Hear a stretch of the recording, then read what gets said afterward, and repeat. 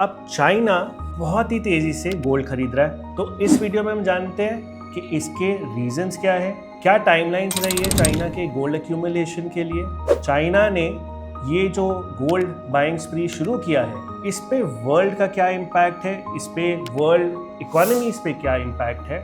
Then as an investor gold और China buying हमें कैसे इम्पैक्ट कर सकता है। तो आइए जानते हैं इस वीडियो में।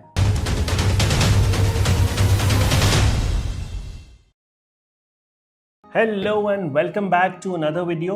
तो पहले जानते हैं आज चाइना है कहाँ पे।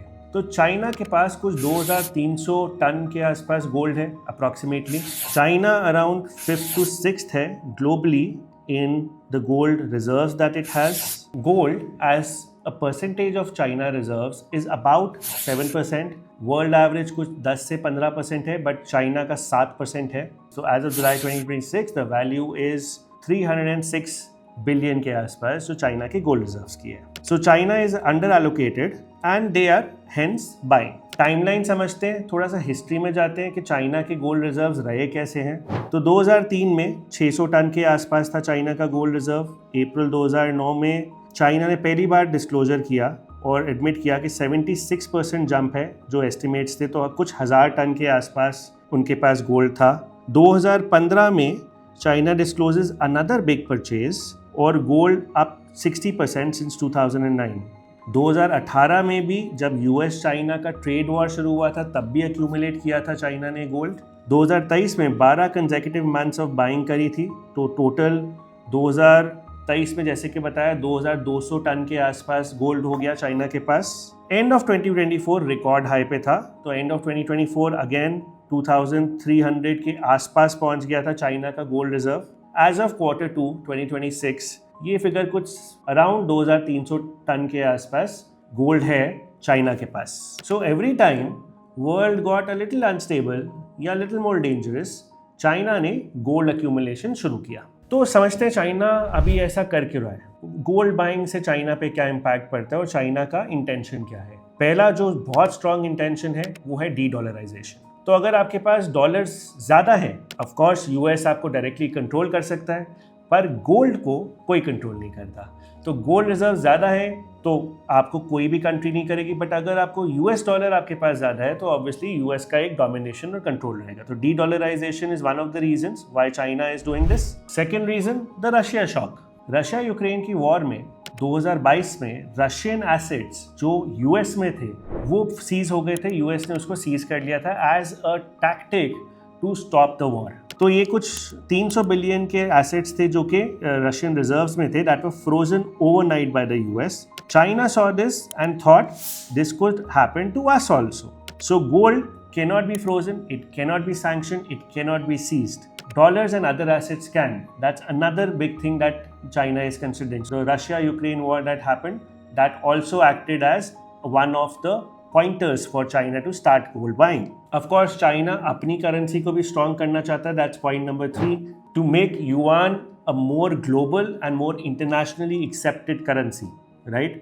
So China wants the yuan to replace the dollar in global trends. More gold means more credibility for the yuan. China is signing trade deals in local currencies, not in dollars. So the summary for this is gold backs the yuan the way gold once backed the dollar. That's point number 3, which is important for China's decision. Fourth, portfolio optimization. दूसरी countries के gold reserves देखते हैं। Germany 77% of reserves in gold है, France के पास 74% है, Russia के पास 36% है, whereas China, as I told you in the beginning of the video, is only 7%. So obviously it's the reserves are little under, they want to increase it a little. So official figure कभी भी China से बाहर नहीं आती। As of today, as I told you, it's about 2350 tons is 23,350 tons of gold that China has. But अगर कुछ estimates देखें तो ये कुछ 5000 से 16000 tons. So the official number is just the tip of the iceberg. Actually gold थोड़ा सा ज़्यादा हो सकता है चाइना के पास। So gold की trajectory समझते हैं और पहले ये समझते हैं वर्ल्ड पे और एज इन्वेस्टर्स क्या इम्पैक्ट रहा है गोल्ड का, क्या इम्पैक्ट हो सकता है। ऑफ कोर्स ये एडवाइस नहीं है, सो ये पूरा डेटा है जो हिस्टोरिक डेटा है, फ्यूचर प्रेडिक्शन इससे नहीं हो सकती। बट देखते हैं कि हम गोल्ड कहाँ से शुरू हुआ था और आज कहाँ है। तो 2018 में गोल्ड वॉज कुछ $1250 के आसपास था पर आउंस, इंटरनेशनल मार्केट्स की मैं बात कर रहा हूँ। 2024 में ये कुछ $2400 के आसपास हो गया, फिर 4000 4500 के आसपास, और आजकल कुछ 4000 के आसपास गोल्ड की रैली रही है। अगर आप देखें 2024 से 2026 के बीच में काफ़ी स्ट्रॉन्ग रैली रही है गोल्ड की, जहाँ पे due to uncertainties in the world market obviously gold एक सेफ हेवन माना जाता है, एक हेज माना जाता है टुवर्ड्स वोलेटिलिटी, तो गोल्ड बाइंग ज़्यादा हुई थी। गोल्ड प्राइसेस हमेशा बाइंग और सेलिंग पे डिपेंड करते हैं, कितना बाय कर रहे हैं world banks, retail investors, individuals, institutions, उस पर मैटर करता है। तो अगर आप गोल्ड की ट्रैजेक्टरी देखो, गोल्ड के returns and in fact silver also has dramatically gone up, right? Because of uncertainties in the world, it acted as a hedge. Now, gold as a portfolio, probably आप मेरे पोर्टफोलियो में हो सकता है 10% हो, up to 10% गोल्ड आपके portfolio में हो सकता है। ऑफ कोर्स ये रिस्क एपेटाइट बहुत सारी चीज़ों पर डिपेंड करता है, तो प्लीज़ अपनी डिसीजन खुद लीजिए, ये रिकमेंडेशन वीडियो नहीं है। अगर आप गोल्ड का एक हाइक देखो, एक और कॉन्सेप्ट होता है फाइनेंस में which is called reversion to the mean. तो कोई भी एसेट हो सकता है कुछ मिनट के लिए या फिर कुछ दिनों के लिए या कुछ हफ्तों के लिए या कुछ सालों के लिए बहुत अच्छा परफॉर्म करे, एक्सेप्शनली ऊपर जाए, बट विद टाइम वो एसेट या तो फ्लैट होता रहता है या थोड़ा सा नेगेटिव होता है और reversion to the actual mean आ जाता है। So as investors the point that we want to make is that China, because China अब गोल्ड बाय कर रहा है, तो ज़्यादा नेगेटिव शायद गोल्ड ना जाए, इसकी वजह से ज़्यादा स्टेबल रहे। ऑफ कोर्स जेपी मॉर्गन और बहुत सारी कंपनी से प्रेडिक्शंस दी हैं कि उनका क्या एस्टिमेट है गोल्ड को लेके, बट ऑब्वियसली ये सिर्फ प्रेडिक्शंस रहती हैं, but reversion to the mean ज़रूर होगा गोल्ड में। सो एक जो आपको एक्स्ट्रापोलेटेड रिटर्न देख रहा है, तो अगर आप 2024 से अभी तक देखें तो CAGR बेसिस पे आई थिंक 40-50% के आसपास का रिटर्न होगा गोल्ड का ऑन अ CAGR बेसिस। ये जो एक्स्ट्रापोलेटेड रिटर्न है, मोर और less this should reverse to the mean.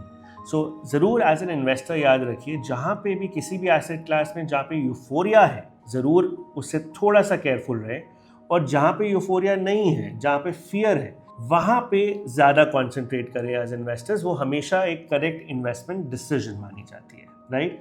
तो बताइए कमेंट करके कैसी लगी आपको ये वीडियो, क्या हमने जो डेटा प्रेजेंट किया आपको अच्छा लगा वीडियो में। ऑफ कोर्स जो भी हमने इस वीडियो में बोला है सारा कुछ हम डिस्क्रिप्शन में डाल देंगे for you to go through the data.